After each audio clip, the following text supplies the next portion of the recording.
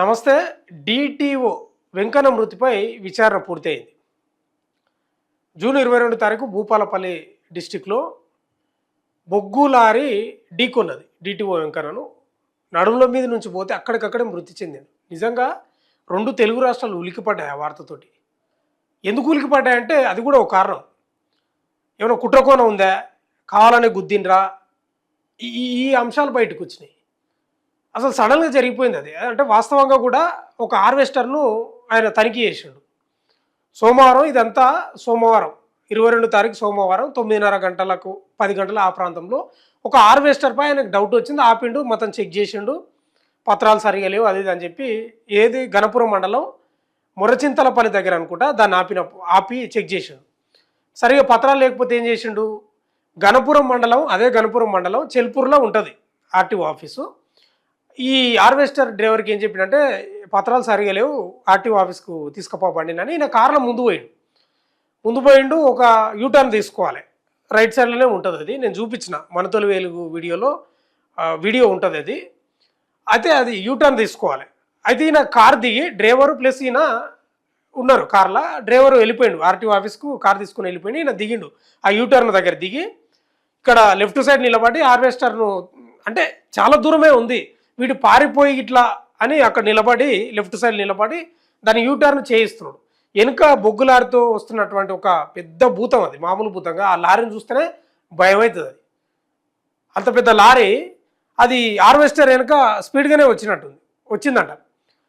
అది harvester right సైడ్లో ఢీకొని స్టీరింగ్ తిప్పితే డిటిఓ వెంకన్న మీదకి పోయి అక్కడికక్కడనే చనిపోయిండు. మళ్ళీ ఉలుకులేదు పలుకులేదు. ఆనే ఏం తక్కువ టన్నులా అది లారీ, అంత పెద్ద లారీ. అయితే అది జరిగినప్పుడు చాలా ముఖ్యమంత్రి కూడా స్పందించిండు, మంత్రులు స్పందించిండ్రు, స్థానిక ఎమ్మెల్యే వీళ్ళంతా స్పందించిండ్రు. 100% కుటుంబానికి న్యాయం జరుగుతాం, మరి దీని వెనుక ఏమైనా ఉందా అని విచారణ అధికారిని కూడా వేసారు. Joint transport commissioner Chandrasekhar Goud కూడా విచారణ అధికారిగా నియమించారు. ఆయన కూడా భూపాలపల్లి పోలీస్ స్టేషన్ పోయి అక్కడ వివరాలు కూడా సేకరించాడు. అసలు ఏం జరిగింది అంటే పోలీసుల వాళ్ళ వర్షన్ కూడా తీసుకోవాలి కదా. ఆయన ఏమన్నా మీకు ఏం కనిపించింది అక్కడ, పోలీసులు పరిశీలిస్తారు కదా, మీకు ఏమన్నా యాక్సిడెంట్గానే అనిపించిందా లేకపోతే ఇంకేమైనా ఉందని అక్కడ పోయి కమిషనర్ చంద్రశేఖర్ గౌడ్ పోలీస్ స్టేషన్లో పోలీసులను సంప్రదించాడు. అక్కడ సంప్రదించి సీన్ రీకన్స్ట్రక్షన్ చేసిండు. ఇక్కడ గణపురం మండలం చెల్పూర్ దగ్గర ఎక్కడైతే యాక్సిడెంట్ జరిగిందో అక్కడనే పోయి సీన్ రీకన్స్ట్రక్షన్ చేసిండు.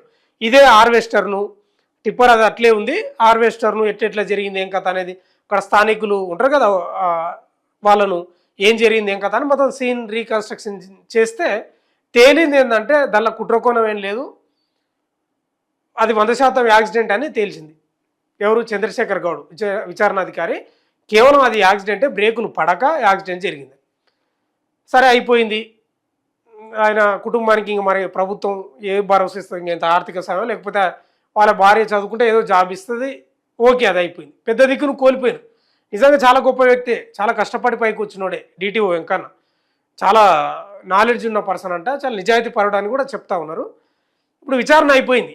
ఈరోజు వచ్చింది ఏంటంటే విచారణ అయిపోయింది, యాక్సిడెంట్ అని తేల్చేసిండు జేటీసీ చంద్రశేఖర్ గౌడ్. ఇక ప్రభుత్వానికి నివేదిక ఇస్తారు, అయిపోయింది. ఇప్పుడు మనం వార్త ఇక ఏం లేదు, యాక్సిడెంట్ అని చెప్పి వదిలేయాలన్నా మనం? ఇక ఆ బొగ్గులారేంది, ఈ రాష్ట్రంలో జరుగుతున్న దోపిడేంది, ఆ బొగ్గు మాయం కావడం ఏంది, ఇసుక మాయం కావడం ఏంది, పర్మిషను కొంత తెచ్చుకొని ఎంత దోసుకుపోతున్నారో తెలియదా తెలంగాణ రాష్ట్రంలో? అది బొగ్గు కానీ ఇసుక కానీ మీరు గమనిస్తున్నారో లేదో, ఆ ఇసుక డంపుల నుంచి తీసుకుపోతుంటే లారీలు ఆ గ్రామాలు దడదడదడదడలు ఆడతాయి, రోడ్లు పాడు, పిల్లలు స్కూల్ కోనికే ఇబ్బందే, బస్సులు బైకులు ఆటోలు, రోగాలు రావడం, ఇండ్లు పర్రెలు పోయడం, రోడ్లు పాడు కావడం మామూలు కథ కాదు. అందుకే కదా ఇసుక లారీలను అడ్డుకుంటే నేరేళ్ల బాధితులను ఎట్లా కొట్టిండ్రు, ఇప్పటి కోలుకోలేని పరిస్థితి వాళ్ళది. ఇలా విచారణ పూర్తి అయిపోయింది, ఇక యాక్సిడెంట్ అని చెప్పి వదిలేస్తే అయిపోతుందా? ఈ ఏం లారీలు, ఏం కథ, ఎప్పుడు నడవాలి, ఏ రూట్లో నడవాలి, దానికి లెక్కపత్రం లేదా? అంత పెద్ద లారీ రోడ్డు మీద పోతే బ్రేక్ వేస్తే ఆగలేదంటే దాని అర్థం ఏంది? డిటిఓ మృతి చాలా బాధాకరం. ఇంకా డిటిఓ పక్కన ఇంకో 2-3 ఆటో నిలబడ్డదో, ఏంది పరిస్థితి? ఎంతమంది చనిపోతుండ్రి? ఈ దోపిడి కాదా? ఎక్కడ థర్మల్ పవర్ స్టేషన్కి పోతుంది బొగ్గు, ఆ ఇసుక ఎక్కడ పోతుంది, ఆ బొగ్గు మాయమని వార్తలు వస్తున్నాయి. ఈ దోపిడీ ఏంది, ఈ లారీలేంది, ఇసుక టన్నులేంది, బొగ్గు టన్నులేంది, ఈ మోసుకుపోవడేంది, ఆదాయం అంతా ఎక్కడ పోతుంది, అప్పులపాల ఉందని రాష్ట్రం చెప్తుంది. చాలా దారుణం. మీరు అనుకుంటున్నారేమో కానీ మనకు తెలియకుండా చాలా జరుగుతుంది, చాలా జరుగుతుంది. మాకు ఫోన్లు వస్తూనే ఉంటాయి. మాకు ఇసుక అడ్డగోలుగా తీసుకుపోతున్నారు, మా రోడ్లు పాడవుతున్నాయి, మా పంటలు పాడవుతున్నాయి, దుమ్ము పడి. ఏం తక్కువనా అవి? పెద్ద పెద్ద లారీలు అవి. ఇంత దోపిడీ జరుగుతుంది. ఇక విచారణ పూర్తి అయిపోయింది, ఇక చేతులు దులుపుకుంటే అయిపోయినా, ఇక ప్రభుత్వానికి నివేదిక ఆయన ఇస్తాడు, వాళ్ళు ఏదో చర్యలు తీసుకుంటారు. ఆ భార్య కింద జాబో లేకపోతే ఏదో నష్టపరిహారం, ఇంతేనా? ఇక చాలా నడుస్తుంది తెలంగాణలో దోపిడీ. మీరు అనుకుంటున్నారు కానీ ఇసుక బొగ్గు క్రషర్ మిషన్లు అయితే మొన్న జిన్నారం, సంగారెడ్డి డిస్టిక్ జిన్నారం మండలం ఒక 5-6 గ్రామాల పరిధిలో మొత్తం బ్లాస్టింగ్ పెట్టి లేపితే అక్కడ ఉండాలన్నా సావాలన్నా జనాలు. ఇవి ఒకటే దోపిడీ కాదు, 4-5 రకాల దోపిడీ నడుస్తుంది. ప్రకృతి సంపన్న అడ్డంగా దోషేస్తున్నారు. సింగరేణి తెలంగాణకు తలమానికం, గుండెకాయ లాంటిది. ఆ బొగ్గుమయం వార్తలు వచ్చినాయి.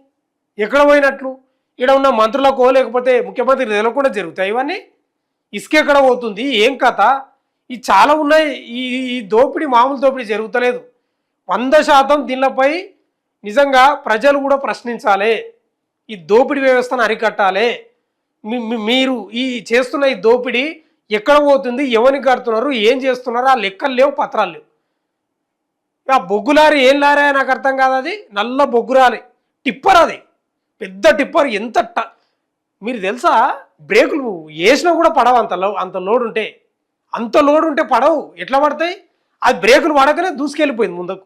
ఆయన దాన్ని ఇంకా పూర్తి స్థాయిలో ఢీ కొట్టి ఇట్లా అని ఏది harvester right side left side తిప్పితే ఆయన మీదకి పోయింది. అయిపోయానా? ఈ ప్రభుత్వం ఏదో ఇంత ఆదుకుంటే అయిపోయానా? మీరేమో మంచి కార్లలో తిరుగుతారు, మీరు మంత్రులు ఎమ్మెల్యేలు వీళ్ళంతా మంచి మంచి కార్లలో తిరిగి మీకు సెక్యూరిటీలు.